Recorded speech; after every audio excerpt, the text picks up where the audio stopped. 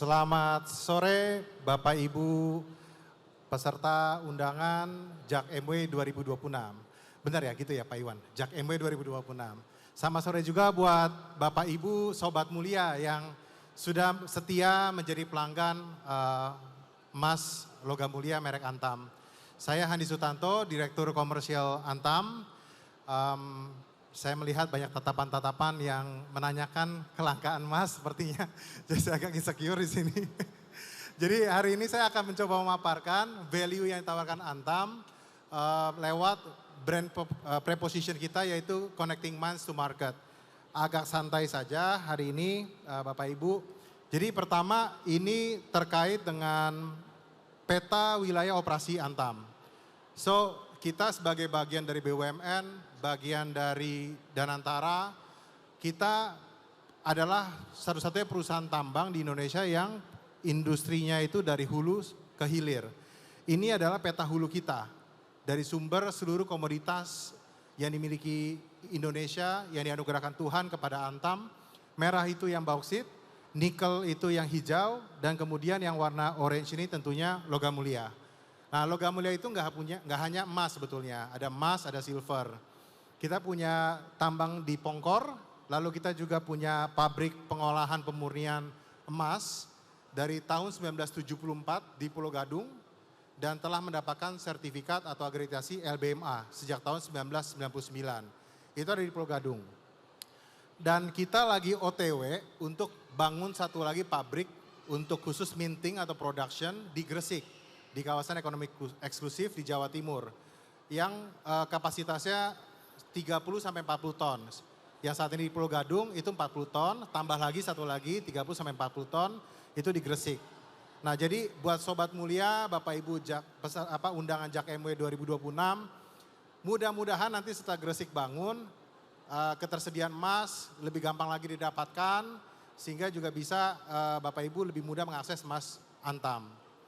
Nah kemudian lain daripada itu kita juga punya beberapa investasi di perusahaan yang kita sebut minority owned di sini. Jadi ada beberapa PT itu kita punya share di sana, majority-nya dari pihak swasta kita joinan. Jadi itu juga salah satu amunisi kita untuk nambah sumber daripada emas yang kita produksi.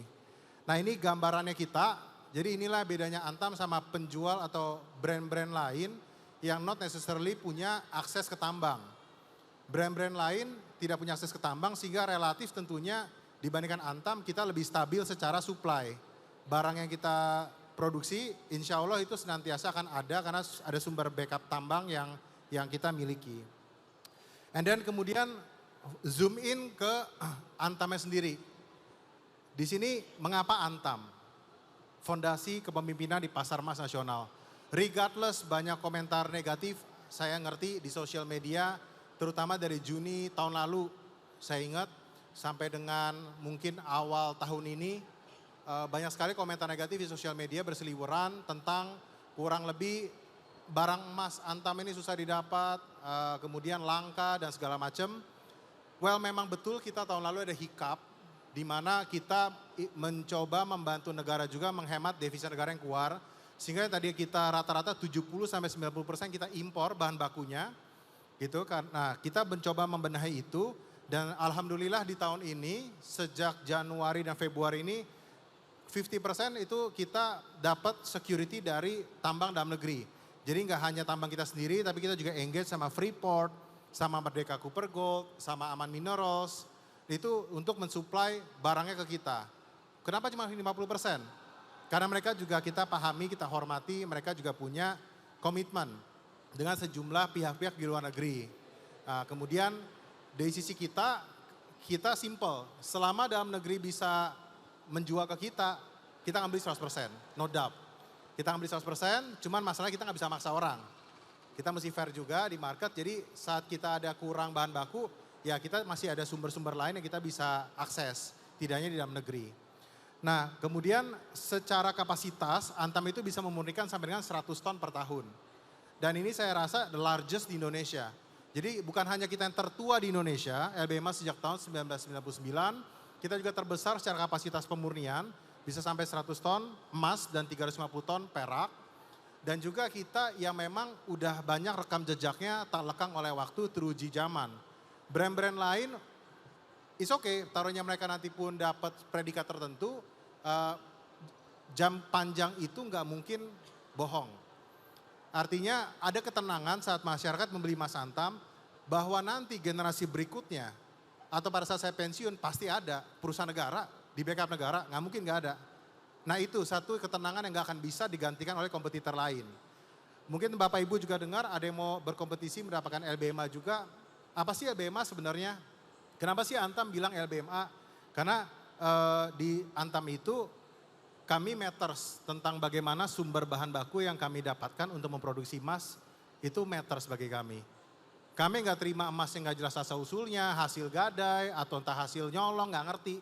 Kalau di kami semua bisa bertanggungjawabkan. Emas yang kami gunakan untuk produksi udah pasti emas yang jelas asal usulnya.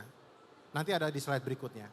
Anyway, selain kapasitas kami yang terbesar, Customer Satisfaction Index ini survei di mana Antam mengukur kepuasan pelanggan. Skornya 83,4 di 2024, ini lembaga independen yang melakukan, ya ini menunjukkan bahwa memang loyalitas pelanggan kami tinggi. Despite tahun lalu memang ada masalah terkait keterbatasan, tapi Bapak Ibu bisa lihat di 2026 itu dari cover. Tapi memang animonya sangat tinggi. Dibandingkan 2 tahun lalu animo sangat tinggi. Nah itu juga yang membuat demand yang naik signifikan, nggak serta-merta bisa diikuti dengan supply bahan baku yang bisa naik signifikan. Karena dari tambang itu kan nggak bisa kayak demand hari ini mau beli 1, besok mau beli 10. Kalau tambang itu pasti terencana, ada siklusnya. Dan kemudian secara ekosistem kita punya 20 butik di seluruh Indonesia. Nah kenapa ini matters? Karena ini bukti presensi Antam hadir di kota-kota, walaupun belum semua, arah kita akan ke semua kota, kabupaten atau provinsi, tapi ini bukti keberadaan Antam. Jadi jualnya nggak usah ke toko-toko tertentu, toko-toko di pasar tradisional, nggak. Kita ada butik resmi untuk menjual emas Antam.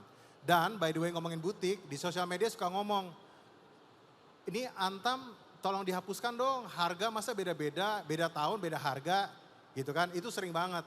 Nah mungkin saya sekaligus mengedukasi masyarakat, ya di pasar sekunder kita nggak bisa ngatur sekarepmu, mau ngapain pasar sekunder setara mereka.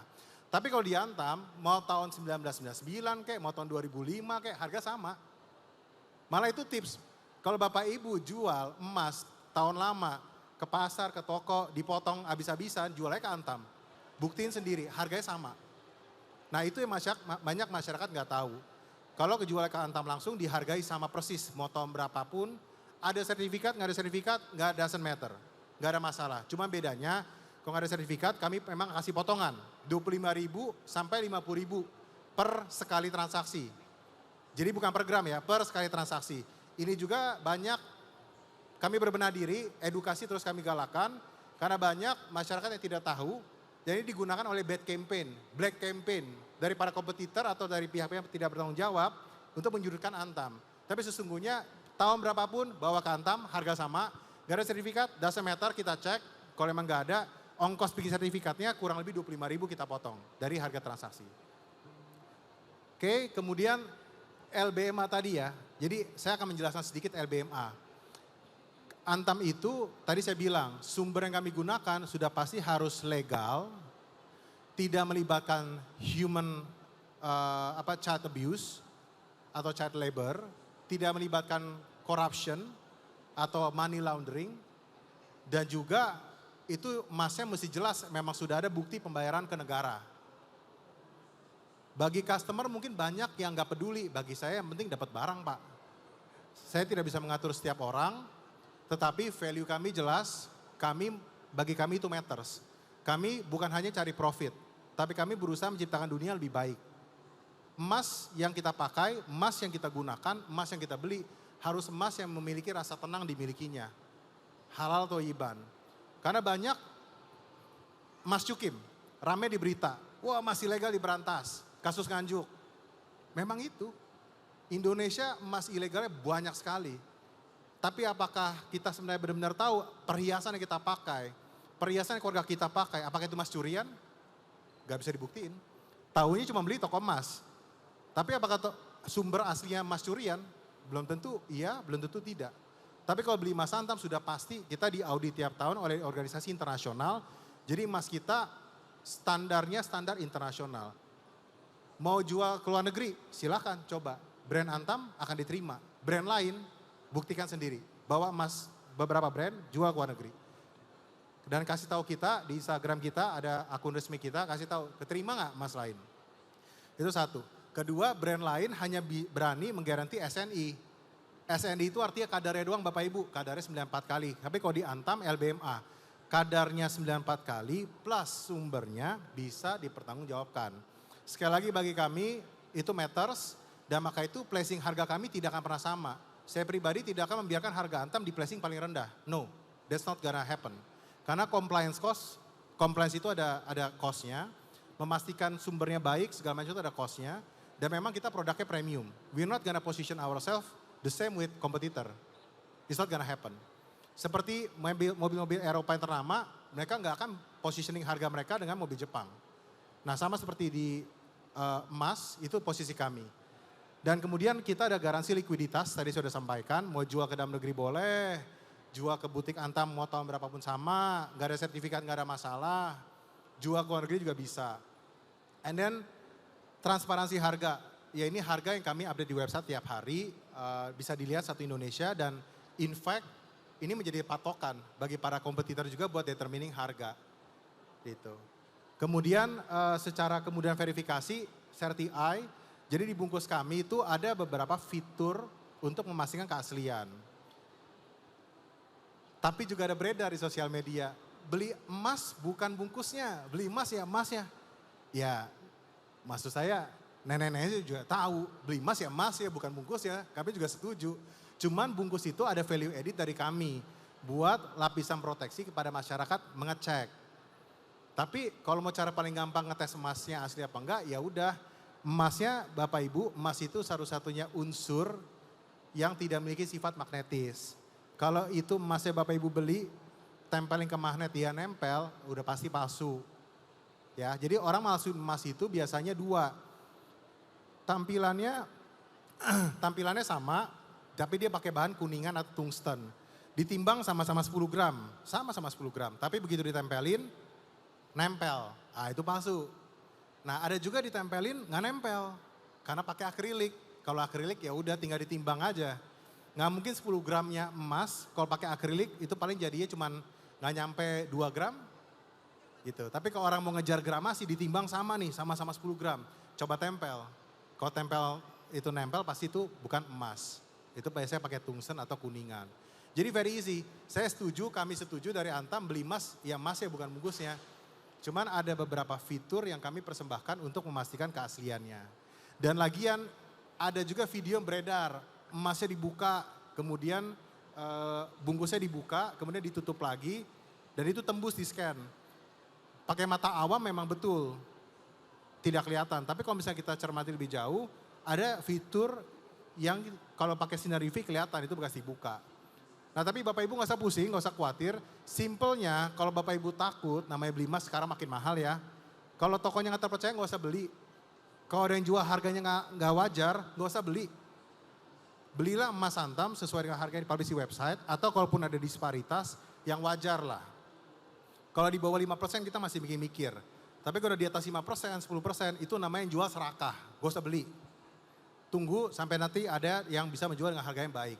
Itu preposisi kami. Jadi di Antam is not about profit, tapi kalau Bapak Ibu, Sobat Mulia, Sobat Jak MW 2026, ketemu harga gak wajar gak usah beli. Biarpun itu brand Antam, saya bilang tidak usah beli sampai dapat harga yang wajar. Gitu. Karena kita bicara, kita harus memerangi bersama praktik calo seperti itu. Ini saya skip aja. Tadi saya sudah sempat menjelaskan juga terkait dengan yang LBMA ini, bagaimana kita sangat thorough dalam memeriksa keaslian dan memastikan sumber yang kita gunakan itu bisa dipertanggungjawabkan. Nah, ini adalah suatu survei. Apa sih LBMA bagi masyarakat? Kami lakukan survei ini, inilah hasilnya. Jaminan produk berstandar internasional, identitas membedakan dengan produk lain. Khusus nomor 2, saya akan disclose di sini, kompetitor kami juga banyak yang lagi mengejar LBMA. Tapi kami tidak akan gentar, gak ada masalah, silakan aja LBMA. Tapi balik lagi, jam terbang tidak akan bisa bohong. Kami perwakilan BUMN, bagian dari BUMN, juga bagian dari negara. Selama negara Indonesia masih bernama negara Indonesia, kami nggak akan pernah punah. Itu aja. Brand lain belum tentu. Terutama yang swasta belum tentu. Karena banyak, balik lagi ya, LBMA itu kaitannya sama sumber. Sumber itu Bapak Ibu bisa lihat, pemerintah sangat serius memberantas sumber-sumber emas yang tidak bisa dipertanggungjawabkan atau masih ilegal. Bermula dari kasus Nganjuk, ada lagi di Manado, nanti ada lagi penindakan-penindakan lainnya. Dan nanti pada akhirnya akan terbukti yang emas-emasnya bersumber kurang baik, tentunya pemerintah nggak akan support. Nah ini terakhir dari kami, jaringan butik, ada 20 di seluruh Indonesia. Kalau kita lihat konsentrasi di Pulau Jawa, Sumatera, dan Kalimantan. Tugas kami adalah memperluas ini nanti ke area yang belum ada butiknya. Jadi kami sedang menyusun strategi agar Indonesia Timur, masyarakat Indonesia Timur juga bisa mendapatkan akses yang sama mudahnya dengan ada di kawasan Indonesia Barat. Nah di satu sisi kami juga ingin menyampaikan kembali di sebelah paling kanan, official online platform. Jadi emas digital atau emas fisik digital itu adalah sesuatu yang Bapak Ibu juga perlu coba. Di acara Jakarta Marketing Week, in fact Antam akan membagikan voucher gratis untuk mendaftar Brankas, aplikasi emas digital kami. Cobain, Bapak Ibu bisa cobain, beli deh 1 gram aja. Karena ini adalah masa depan bagi kami. Saat orang gak usah pusing, nyimpen di mana, diasuransikan sesuai peraturan, di backup 100% fisiknya, kapan waktu mau cetak bisa, kapan waktu butuh dananya nggak perlu barangnya, tinggal juga transaksi jual aja di aplikasi. Jadi dengan profil masyarakat Indonesia yang Gen Z dan milenial makin banyak, this is the future. Karena nggak usah pusing, mau liburan takut rumah dibobol, beli emas fisik ke butik takut pulangnya dikuntilin, dibegal. Nggak usah aku pakai emas digital. Semua dari genggaman jari kita. Nah ini. Dengan Brankas ya, kita udah buka kembali dari minggu ketiga April untuk pelanggan-pelanggan baru. Kita juga ada di online, tapi di online harga memang lebih mahal ya. Karena memang komisinya kan juga si online marketplace itu minta. Sekitar berapa saya lupa, 3%, ada yang minta 7%, jadi itu membuat mahal kalau di online. Lebih baik belinya di emas Brankas tadi, di aplikasi. Tapi saya mesti tekankan untuk yang Brankas, orientasinya, karena ini kami baca, dari data yang masuk ke kami, jangan disalahgunakan sebagai tools beli emasnya di Brankas, lalu langsung cetak fisik. Itu namanya tidak sesuai peruntukan. Karena peruntukan kami adalah untuk orang memang mau menyimpan secara digital. Makanya kami batasi. Emas Brankas kalau mau cetak fisik kami batasi. Dan itu sengaja memang kami batasi. Karena memang kami mendorong customer-customer memang niat pengen nyimpannya emas fisik secara digital. Bukan menjadikan ini tools mendapatkan emas fisik. Jadi memang ini kalau Bapak Ibu lihat nanti akan kami batasi karena itu. Kami ingin mengedukasi masyarakat kalau mau beli emas fisik jalurnya ada di butik dan di website. Kalau emas Brankas untuk emas fisik secara digital. Itu aja Pak Iwan dari saya. Terima kasih kesempatannya Pak.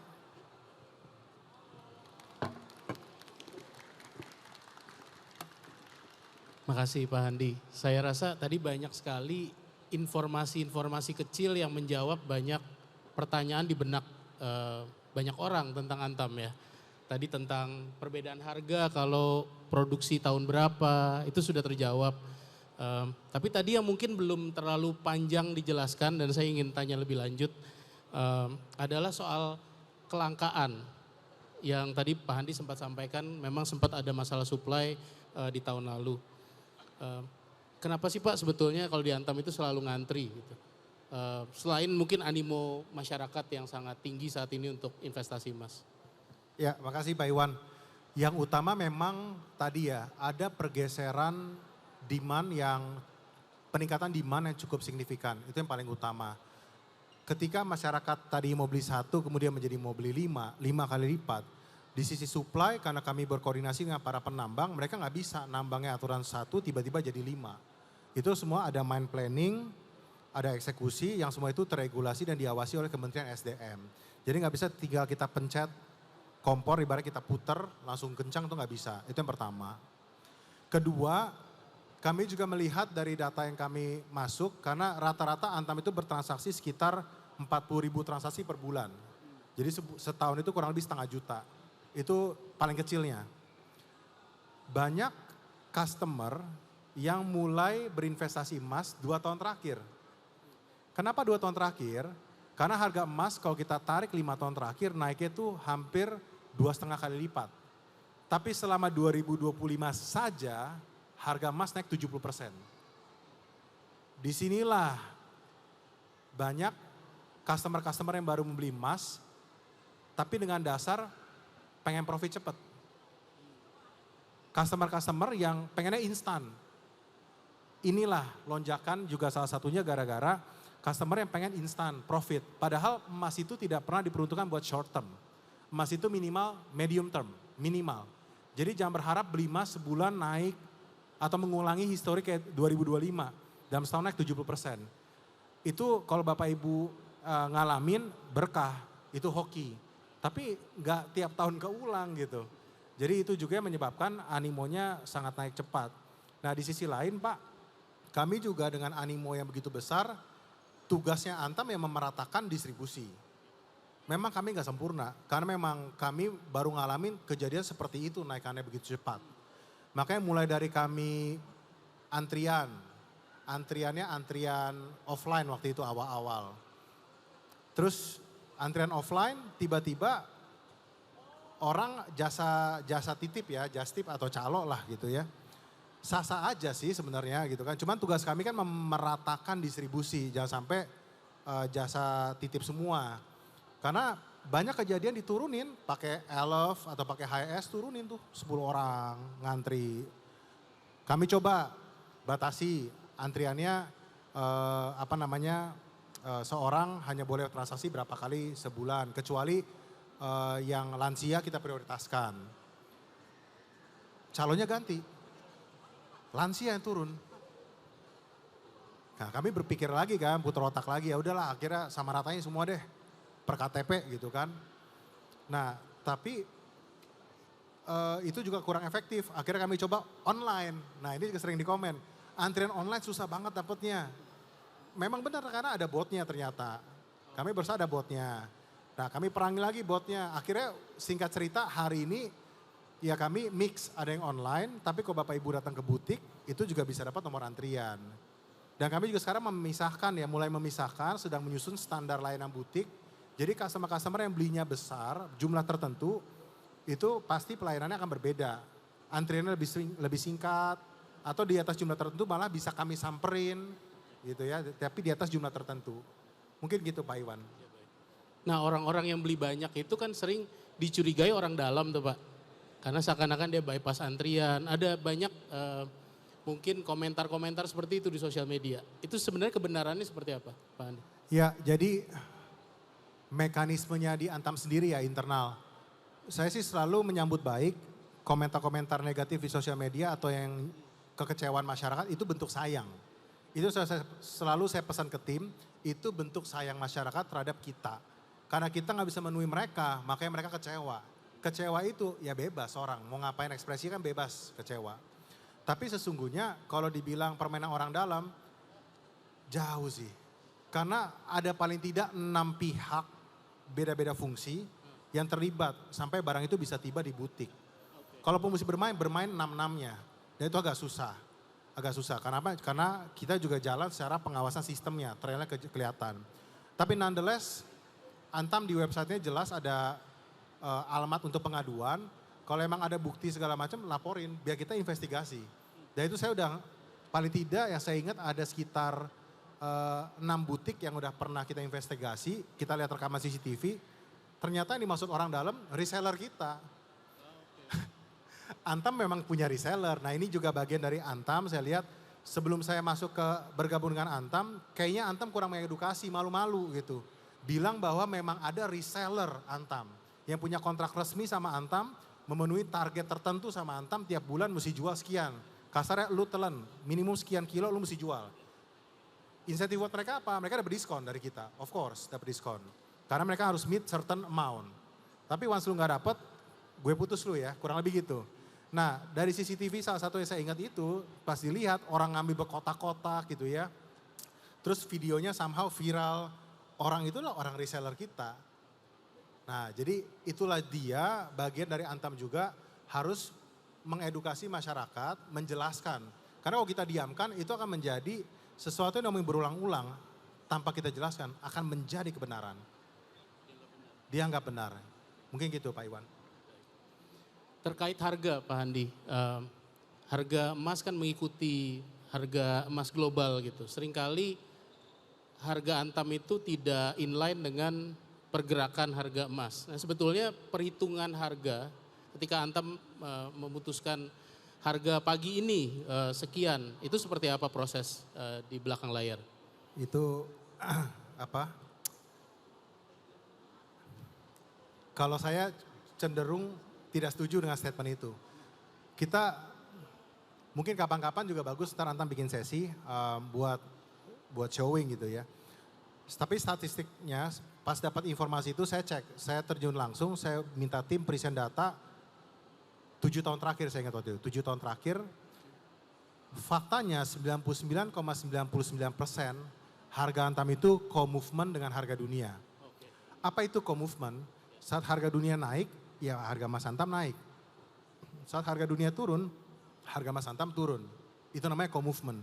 Cuman apakah harga dunia naiknya 1000, Antam naiknya 1000, ya itu diskresinya Antam. Apakah naiknya 700, apakah naiknya 1100, itu diskresi Antam. Harga dunia turun 1000, ya harga kita turun, apakah mesti 1000? Tidak. Karena at the end of the day, kita juga mesti jaga certain margin, ya ditargetkan pemerintah ke kita dalam bentuk dividen. Tapi selalu co-movement, hampir selalu. Memang pas kemarin lebaran tuh saya ingat banget, lebarannya hari Minggu, Jumat tuh harga rontok, Sabtunya rontok. Nah di situ tuh memang, itu memang kita sempat nggak co-movement. Ada anomali. Iya, karena itu memang anomali. Kita jujur melihat di dalam, ini anomali. Tungguin dulu deh, sehari 2 hari normal nggak? Faktanya normal, di hari Jumat dia ngaco, Sabtu netizen mulai komen, di hari Minggu mulai normalize, nah di hari Senin tuh mulai balik lagi. Jadi turunnya cepat, tapi naik kembali juga cepat gitu. Nah disitulah kita memang ya udahlah kalau anomali gini kita juga nggak ikutin juga gitu. Karena kita nggak mau memberikan respons ke masyarakat, ini emas kayak lagi hancur. Padahal kita tahu memang ini lagi anomali aja gitu. Jadi nanti Bapak Ibu bisa lihat secara statistik, itu pasti harganya Antam hampir selalu co-movement. Nah cuman masalahnya sekali lagi naik berapa dan turun berapa memang kita ada formulasi yang memperhitungkan biaya. Biaya pasti biaya logistik, biaya beli barang dan juga tadi biaya compliance. Saat kita memastikan barang ini asal usulnya jelas itu kan ada biaya auditnya. Biaya audit dan biaya sertifikasi dan verifikasi yang kita mesti bayar. Nah itulah mungkin secara umum struktur biaya kita. Mungkin gitu Pak Iwan. Wah ini banyak informasi yang saya rasa mungkin sebagian besar orang baru tahu Pak Handi ya. Jadi ini sangat berharga sekali dapat informasi langsung dari Pak Handi. Tadi disinggung juga tentang 20 butik Pak, ya 14 kota ya kalau nggak salah ya, 15 kota. Bagaimana menjaga standarisasi layanan, terutama apabila nanti akan bertambah juga jumlah outlet atau butik Antam? Iya memang itu. Jadi saya masuk bisnis emas Antam ini Juni tahun lalu. Gampang ingatnya pada saat mulai kelangkaan Antam, itu saya masuk di situ. Makanya untuk pertanyaan Pak Iwan ya, punya 20 butik and counting karena kita bakal nambah lagi. Gimana mastinnya itu pelayanannya sama? Ya kuncinya satu, standarisasi, pedoman, pelayanan. Itu lagi kita godok dan akan keluar tahun ini. Nanti kita akan menstandarisasi desain fasad pertama, desain tampak luarnya seperti apa. Lalu desain dalamnya seperti apa, cara ngelayaninnya gimana, SLA-nya berapa menit sih ngelayanin. Seragam si CS-nya seperti apa, terus jalur-jalur customer VIP tadi seperti apa. Nah terus pas ngomong VIP, di netizen tuh ada lagi yang gibah. Cuman orang kaya yang dilayanin, orang kecil mah dilayanin. Bos, di mana-mana juga kalau lu pelanggan besar pasti ada perlakuan beda. Nah saya bilang sama tim saya nggak usah baper lah yang kayak gitu. Maksudnya dimanapun di dunia ya, dimana lu kalau beli mobil 10 sekali beli sama beli mobil satu pasti pelayanannya beda lah. Namanya juga bisnis gitu kan. Jadi saya bilang nggak semua netizen perlu kita tanggepin dengan apa ya, hal yang mereka harapkan. Tapi bagian dari kita, yang penting kita konsisten mengkomunikasikan seperti apa penjelasan kita. Nah jadi nanti doakan aja Pak Iwan, tahun ini harusnya beres kita standarisasi semua. Sehingga perjalanan kita nambah ke depannya, itu juga nanti mengikuti pedoman ini. Karena kita lagi di media juga mungkin udah keluar ya. Saya habis teken kerjasama sama BSI, Bank Bulion, BUMN, Syariah di Indonesia. Nanti kita pengennya, arahnya kita itu adalah butik Antam ada di setiap kabupaten dan provinsi di Indonesia. Setiap kabupaten atau ibu kota provinsi itu mesti ada butik Antam. Kita akan collab dengan BSI juga, jadi joinan, promotion atau tempatnya. Nah di saat itulah mungkin Bapak Ibu di seluruh Indonesia juga itu makin gampang melihat standarisasi yang dimaksud apa. Dan tentunya percuma ada pedoman kalau pengawasannya nggak benar.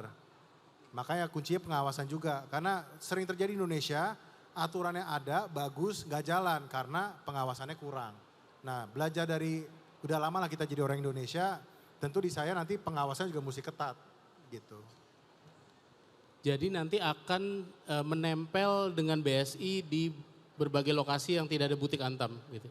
Jadi akan banyak akses untuk membeli emas Antam. Betul, jadi nanti selain kerja sama butik, kan ada butik yang Antam buka sendiri, ada yang joinan sama BSI. Dan Pegadaian juga dalam waktu dekat juga bisa jadi hal yang sama. Ditambah kita ada ATM emas. Jadi ATM emas ini bisa Bapak Ibu transaksi sendiri, ngambil emas sampai, bukan ngambil, beli emas sampai dengan 10 gram. Nah itu bisa. Target kita 20 ATM emas yang kita deploy di tahun ini. Tapi sepertinya banyak kan baru di Jawa dulu, Pulau Jawa. Biar kita bisa mantepin dulu lah ibaratnya. Karena pasti generasi pertama udah pasti ada trial and errornya. Saya nggak muluk-muluk, kayak mobil batch pertama pasti ada yang catnya belang, nggak rapet. Nah itu kita akan deploy dulu, kemudian baru nanti kita akan tambahkan di tahun-tahun berikutnya, ATM emas gitu. Kita nggak sabar menunggu Pak, tapi kalau ada bocoran, experience apa ini yang kelihatannya akan mengejutkan untuk Sobat Mulia kalau datang ke butik atau ke channel-channelnya Antam? Ya nanti ATM emas itu akan menjadi satu hal yang beda karena Antam ini kan pionir. Adanya butik itu juga kita pertama. Adanya emas fisik yang diperdagangkan secara digital yang namanya brankas itu juga pertama. Gitu. Bukan si ijo, bukan si yang lain, emas Antam yang pertama untuk emas fisik digital. Nanti ATM ini juga pertama dari kita. Customer bisa merasakan gak usah ngantrinya tuh maksudnya lebih make sense gitu ya. Dan itu bisa beli dulu di aplikasi, ke ATM tinggal ngambil pakai barcode. Nah itu juga lebih simple. Nah kemudian journey berikutnya akan dirasakan, Antam ini nanti akan bangun semacam basis apa ya, basis komunitas lah. Basis komunitas. Namanya saya nggak tahu udah diumumin apa belum, kayaknya belum. Mungkin soon kita akan umumkan. Nanti komunitas ini yang nanti dapat privilege untuk misalkan masuk ke dalam pabriknya kita, ngelihat kayak gimana. Kalau ada barang-barang baru mereka dapat eksklusivitas buat ngerasain duluan. Nah dan juga pembenahan paling utama menurut saya dalam customer experience adalah orang ini beli roti emas, bukan beli roti tawar. Ya, jadi harganya pun udah mahal. Sehingga pelayanan mereka harus maksimum. Gitu, pelayanan mereka harus maksimum dan bedanya sama orang misalkan ya Bapak Ibu kalau misalkan ke pasar deh, gak usah jauh-jauh. Saya mau beli chai sim 100 ribu, beli sawi 100 ribu. Pelayanannya pasti akan spesial karena partai besar. Tapi Bapak Ibu gak malu, mungkin bangga beli sawi 100 ribu gitu kan. Kalau beli emas, saya mau beli emas sekilo, yang ada takut. Ke butik bilang mau beli emas 1 kilo, yang lain pada nengok semua. Bisa jadi punya pikiran, wah ini ada yang hubungin temen yang tak gue keluar di begal, pasti gitu. Nah pengalaman itu nanti kita akan door to door kita samperin. Kalau belinya partai besar, mengetahui bahwa customer itu mungkin biar lebih aman dan nyaman, kita akan spesialkan pelayanannya. Dan doakan tahun depan, kita juga akan kaji untuk masuk ke perak digital. Tahun depan. Tapi bukan tahun ini, tahun depan. Masuk ke perak. Kita akan lebih serius mengembangkan untuk perak digital. Tuh, tim saya di sana udah mulai kayak aduh gitu. Tahun depan. Gitu aja Pak. Terkait emas fisik digital, ini terakhir ya Pak Andi ya. Emas fisik digital ini, dan ini mungkin perlu dijelaskan juga apa bedanya emas digital dengan emas fisik digital. Dan banyak informasi simpang siur tentang keamanan kalau beli emas secara digital, tentang apakah betul-betul ada jaminan fisiknya atau tidak ketika misalnya ingin dicetak. Bagaimana Pak Handi mungkin bisa memberikan informasi tentang ini? Apa ya bedanya ya? Kalau emas digital gampangnya gini. Kalau saya balik lagi kaiting ke berita yang rame di medsos. Di Cina kemarin sempat rame, negara Cina itu sempat orang nggak bisa tarik emas gitu kan karena nggak ada underlying fisiknya. Di negara-negara lain, Australia, Cina, Amerika itu bisa tuh jualan emas digital tanpa underlying fisiknya ada. Artinya jualannya kayak jualan kertas, jualan paper aja tuh. Tapi kalau di Indonesia regulasinya sangat ketat dan sangat jelas. Setiap pedagang fisik emas digital itu wajib ada barangnya sebelum boleh jualan. Makanya disebutnya pedagang fisik emas digital. Pedagang fisik emas digital betul. Karena ada fisiknya. Antam saat mau jual di brankas nih, kita mau buka, ada kuotanya kan, misalnya 100 kilo. Ya kita mesti kasih barangnya dulu 100 kilo. Buktikan, diverifikasi oleh pihak independen yang ditunjuk pemerintah. Baru kemudian kita boleh jualan Pak Iwan. Sehingga very very clear. Di Indonesia tidak ada satupun yang jualan emas digital yang boleh tanpa ada fisiknya, nggak ada. Sebut semua merek, mau itu under OJK, mau itu under Bapepti, itu semua harus ada underlying fisiknya. Kalau nggak ada, itu kayaknya orang mikir juga sih kalau mau nekat ya, itu kan namanya nakal, pasti dipenjara sih. Dan kalau jualan emas digital pasti kan publikasinya tuh bisa diakses di berbagai media sosial, jadi orang kayak nggak mungkin berani. Nah semua yang saya tahu itu ada underlying fisiknya, termasuk Antam. Nah cuma bedanya Bapak Ibu, cermati deh. Ketika beli emas digital di aplikasi-aplikasi lain, ya saya nggak usah sebut lah aplikasinya apa. Lihat deh, underlying fisiknya apa? Nggak bakalan Mas Antam, nggak bakalan. Coba cek, di balik syarat dan ketentuan yang begitu banyak, panjang di scroll di HP, memaksa kita untuk klik yes at the end of the day, gak akan digaranti emasnya Mas Antam. Itu satu. Kedua, saat mau cetak fisik, harganya bisa 10, paling kecil mungkin 6 kali, tapi ada yang sampai 100 kali lipat lebih mahal dibandingkan Antam. Yes, 100 kali lipat lebih mahal dibandingkan cetak fisiknya Antam. Coba dua aspek itu aja. Buktikan ada nggak yang jualan emas digital tapi berani underlying fisiknya Antam? Enggak jawabannya. Kedua cetak fisiknya. Kalau sama Antam kita memang boleh cetak fisik. Tapi balik lagi sesuai peruntukan. Bukan orang yang beli daftar beli segram besok cetak segram. Sisa 0. Kita nggak mau customer kayak gitu, nggak usah sekalian. Nggak usah daftar. Makanya kita batasin. Kita mau orang yang beli segram, bulan depan beli lagi segram, nyicil tuh. Kemudian nanti saat dia butuh, dia cetak atau dia butuh uangnya, fine.